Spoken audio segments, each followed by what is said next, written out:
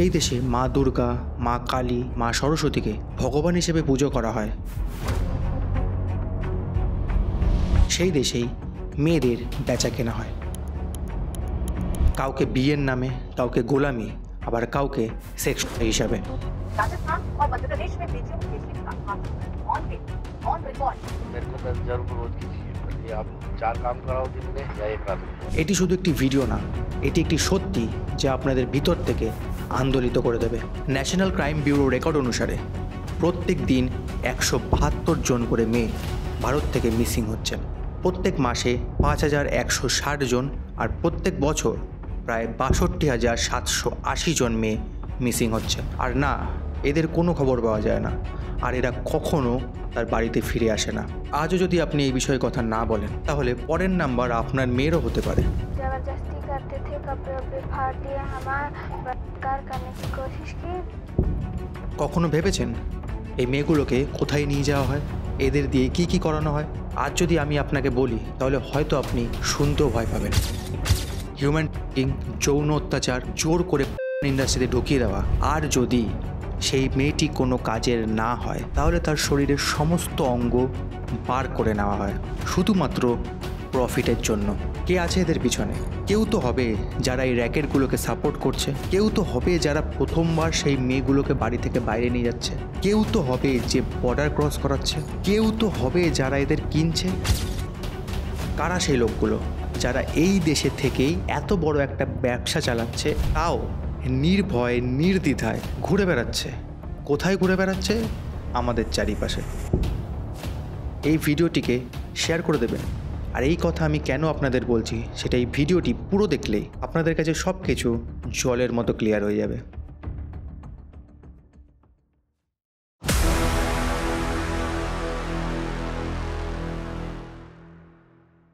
অনেক এমন উদাহরণ আছে, তার মধ্যে কিছু উদাহরণ আমি আপনাদের বলছি। হায়দ্রাবাদ টিকটক গার্ল কেস, যেখানে একটি মেয়েকে টিকটকের মাধ্যমে ফাঁসিয়ে তাকে দুবাইয়ে বিক্রি করে দেওয়া হয়। দিল্লি হরিয়ানা বর্ডারে 50,000 টাকায় যে মেয়েটিকে কিনে এনে বিয়ের নামে সারা জীবন দাসী বানিয়ে রেখে দেওয়া হলো।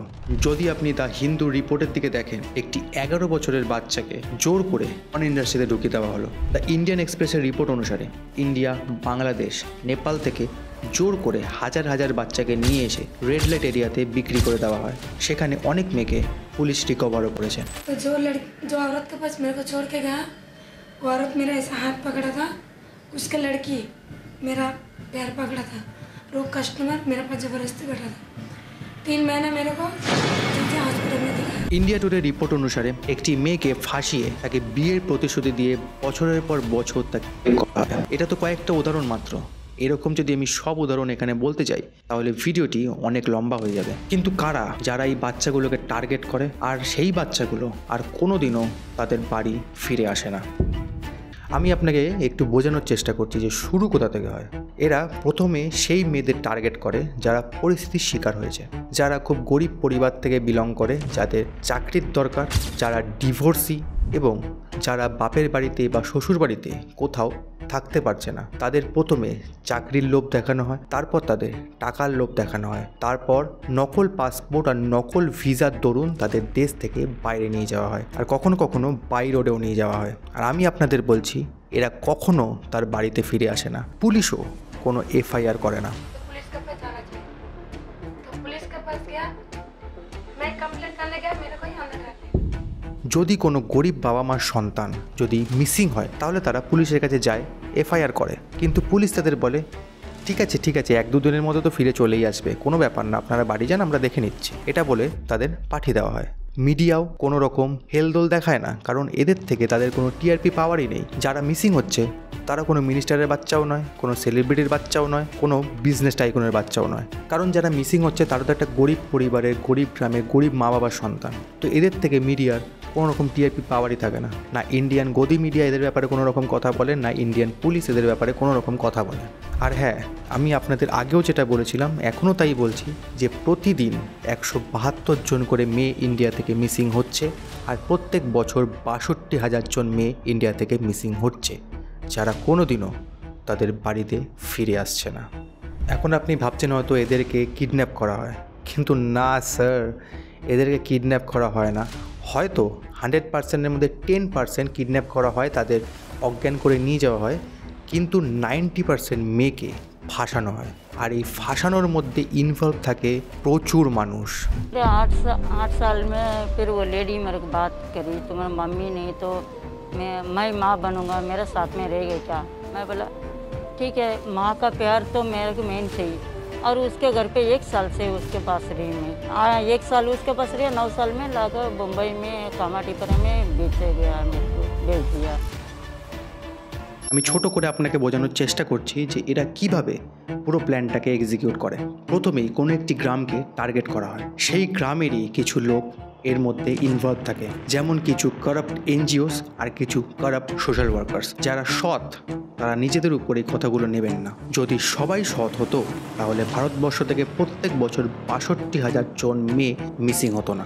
যারা হিউম্যান করে তারা প্রথমে সেই গ্রামের কিছু হারামজাদাকে কিছু টাকার বিনিময়ে সমস্ত ইনফরমেশন তাদেরকে দিতে, যে গ্রামে কতজন মেয়ে আছে, কতজন দুস্থ, কতজন অভাবী, কতজনের চাকরির দরকার, কতজন বিধবা, এই সমস্ত ইনফরমেশন সেই হারামজাদাটাই সব প্রোভাইড করে। তারপর সেখান থেকে মেয়েদেরকে টার্গেট করা হয়, তাদেরকে প্রথমে চাকরির লোক দেখানো হয়, তারপর সেই টার্গেটেড মেয়েগুলোর সাথে কিছু মানুষ আলাপ পাড়ায়, আর তাদেরকে প্রথমেই নিয়ে যাওয়া হয় না, তাদেরকে 1-2 মাস কাজ করানো হয়, তাদের টাইম মতো স্যালারি আসে, তাদের মা বাবা পরিবারের সবার বিশ্বাস অর্জন করে। তারপরেই একদিন হঠাৎ করে সেই লোকটি মেয়েটিকে বলে, এখানে তুমি 8-10 হাজারের বেশি তো তুমি টাকা পাবে না, দুবাই, ইয়েমেন কিংবা সৌদি আরবিয়া চলে যাও, যেখানে তুমি 1 লাখ টাকা পর্যন্ত স্যালারি পাবে। সেই টাকার লোভেই মেয়েটি স্বপ্ন দেখতে শুরু করে, আর তার পরিবারও ভাবে যে মেয়ে তো কামাচ্ছে, টাইম মতো স্যালারি এসে যাচ্ছে, তো সমস্ত বিশ্বাস অর্জন তারা এমনভাবে করে নেয় যে বাড়ির লোক খুশি খুশি মেয়েকে বিদেশে পাঠায়।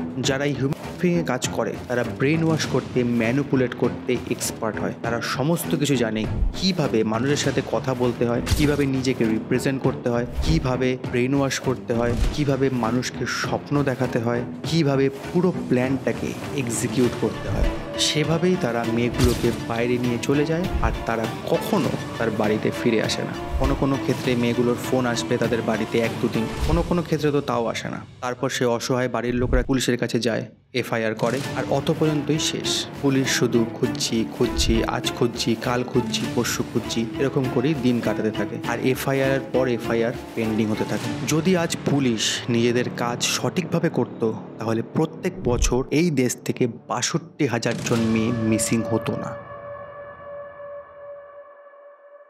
আর আপনার কি মনে হয়, এত বড় অর্গানাইজেশন, এত হাজার হাজার বাচ্চা প্রত্যেক বছর মিসিং হয়ে যাচ্ছে, এর পিছনে কোনো পাওয়ারফুল লোকের হাত নেই? এটা পসিবলই নয়। আপনি কি জানেন এই দেশ, এই ভারতবর্ষ যদি না চায় তাহলে একটা সূচও এই দেশ থেকে বাইরে যেতে পারবে না, আর ভিতরে আসতেও পারবে না। আর সেই দেশ থেকেই প্রত্যেক বছর হাজার হাজার মেয়ে মিসিং হয়ে যাচ্ছে। এইটা কোনো পাওয়ারফুল লোকের সাপোর্ট ছাড়া পসিবলই নয়। কেউ না কেউ তো আছে যারা এদের সাপোর্ট করছে। তাহলে একদম প্রথম থেকে শুরু করি, একদম বেস লেভেল থেকে। ফার্স্ট, সেই গ্রামের কিছু কারাপ্ট NGOর লোক।